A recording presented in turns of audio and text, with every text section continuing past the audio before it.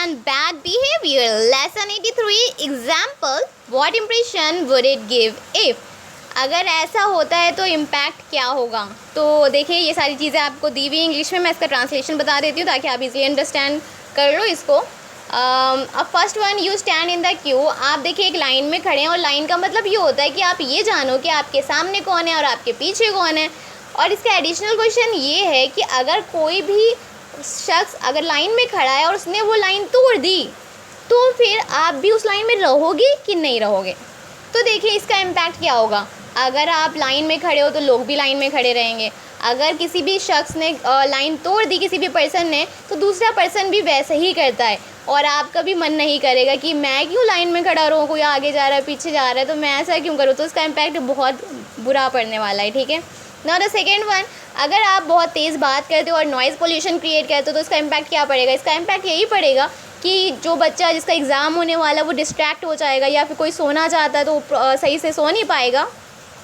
And इसका additional question ये है कि कोई पर्सन है जो कि बहुत ज़्यादा दूर खड़ा हुआ है और वो अपनी बातों को, इट मीन्स अपनी वार्तालाप करना चाहता है किसी से, लेकिन बहुत ज़्यादा दूर होने की वजह से वो सही से बता नहीं पा रहा है, तो बहुत ज़्यादा वो रिपीट कर रहा है बार again and again again and again, जिसकी वजह से उसे बार बार चिल्लाना पड़ रहा है और फिर भी वो सामने वाला पर्सन समझ नहीं पा रहा है। अब इसका इम्पैक्ट क्या पड़ेगा। इसका इम्पैक्ट ये पड़ेगा उसके सराउंडिंग में जितने भी लोग मौजूद होंगे वो सारे के सारे डिस्ट्रैक्ट हो जाएंगे।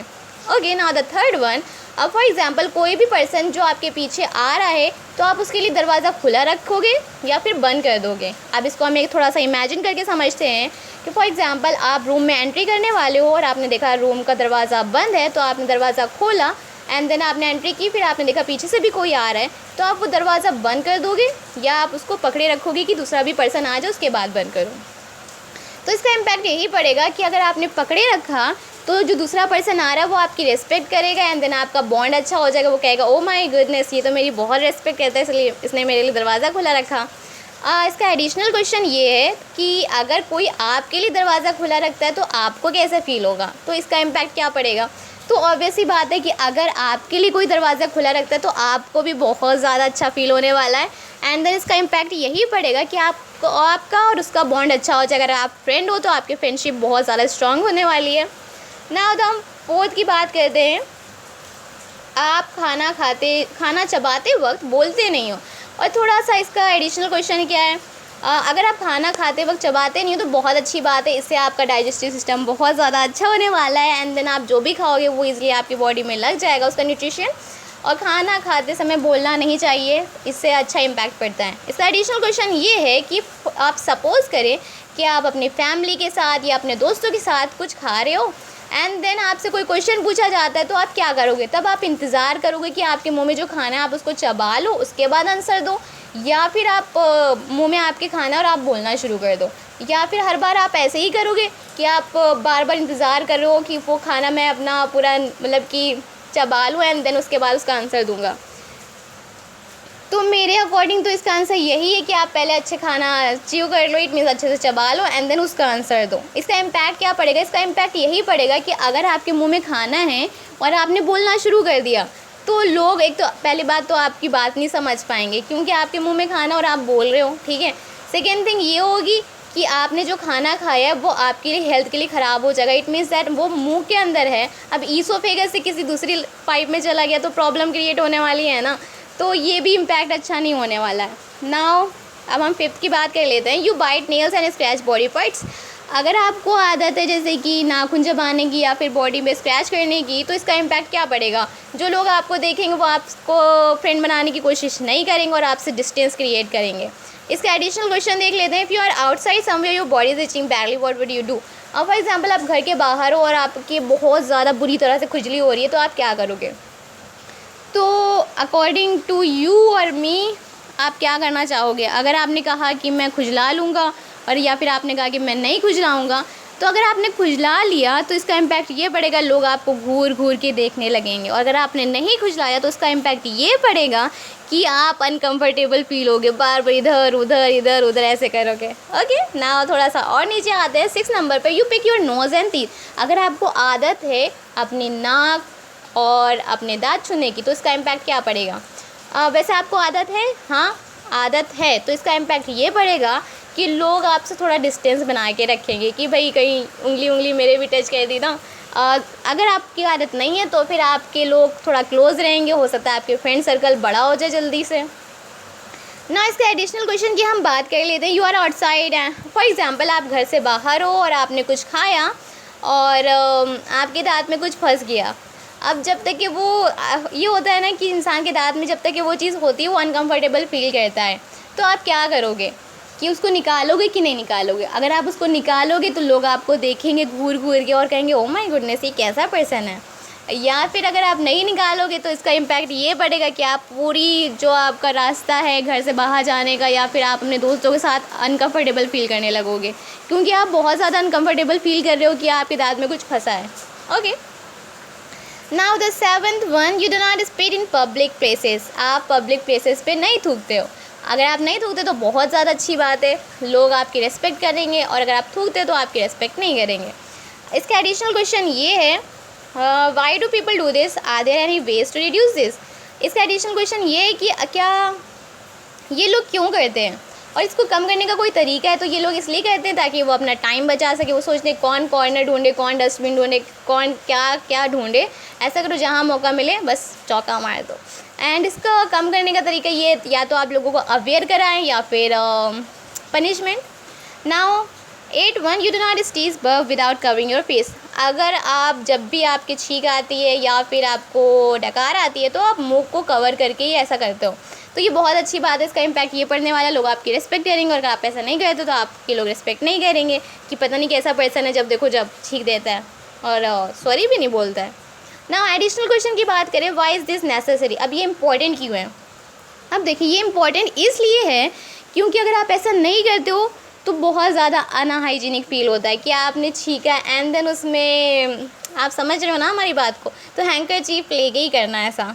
तो इसका इम्पैक्ट बस ये पड़ेगा कि अगर आप ऐसा करते हो हैंकी लेके या फिर अपने फेस को कवर करके करते हो तो लोग आपकी रिस्पेक्ट करेंगे, आपके लोग फ्रेंड्स बनेंगे और आपसे लोग डिस्टेंस नहीं क्रिएट करेंगे।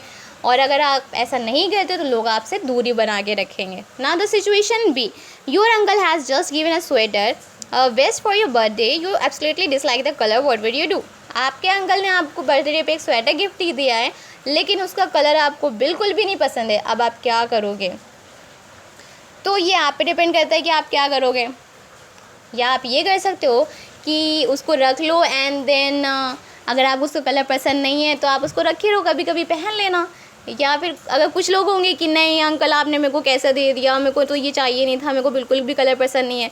या फिर थर्ड चीज़ ये कि आप अपने किसी भाई या कोई यंगर ब्रदर को दे सकते हो। Now the second one, your friend borrowed rupees 2000 from you, however he is not returning the same, you too feel awkward asking for the same, what will you do। आपने अपने friend को 2000 रुपये दिए थे लेकिन वो उसने अभी तक के वापस नहीं किया और आप उससे मांगते हो, थोड़ा सा हिचकिचाहट हो रही है कि कैसे मांगो, तो आप क्या करोगे। देखिए अगर आपको थोड़ा सा हिचकिचाहट हो रही तो आप उसको इनडायरेक्टली कह दो कि यार पता है लोगों को पैसे नहीं देने चाहिए। आप इनडायरेक्टली, कुछ लोग इनडायरेक्टली कह सकते हैं, या फिर आप थोड़ा पोलाइटली भी समझा सकते हो कि यार मैंने तुमको पैसे दिए थे अभी तक कि तुमने वापस नहीं किया, अगर तुम्हारी कंडीशन अच्छी हो गई हो तो मेरे पैसे वापस कर दो।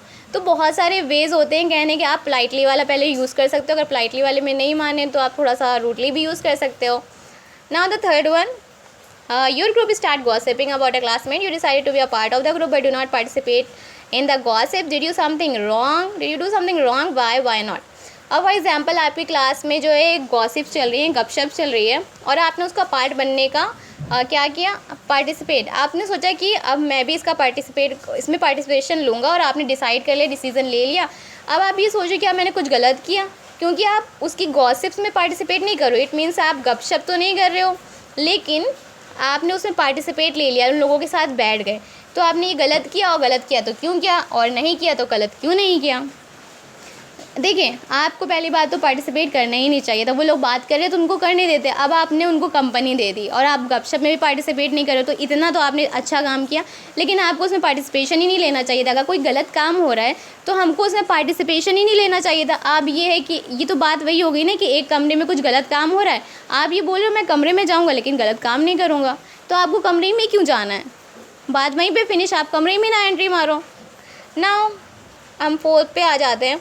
What would you do if your boss colleagues has a habit of standing very close to everyone, including you, while talking or discussing work related issues?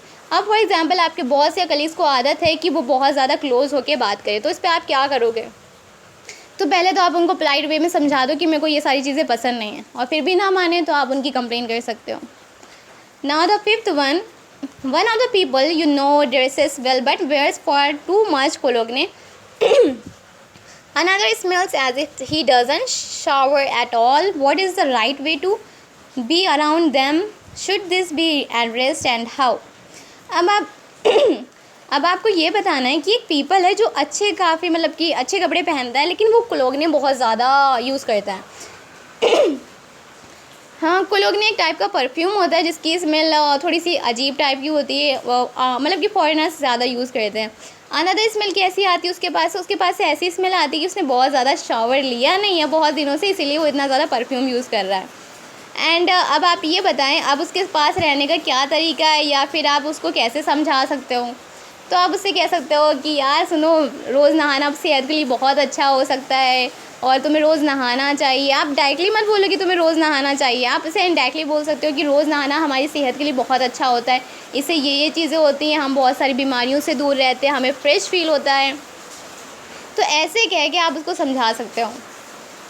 Now the sixth one, a friend relative offer you some food but you did not like the taste smell. You replied honestly and that you dislike the food. Did you do the right thing? Why not? अब for example आपके किसी friend ने या relative ने आपको कुछ खाना offer किया, लेकिन आपको उसकी टेस्ट और स्मेल बिल्कुल भी पसंद नहीं आ रही. इट मीन्स ना उसका टेस्ट अच्छा है ना उसकी खुशबू अच्छी है, और या फिर उनमें से कोई एक चीज़ नहीं अच्छी है. तो आप कैसे उसको ऑनेस्टली कहोगे कि मेरे को ये फूड नहीं पसंद है, और आपने क्या ये ऐसा किया है कि कुछ अच्छा काम किया और नहीं किया, तो क्यों अच्छा क्यों नहीं किया, तो सारी चीज़ें आपको बतानी है.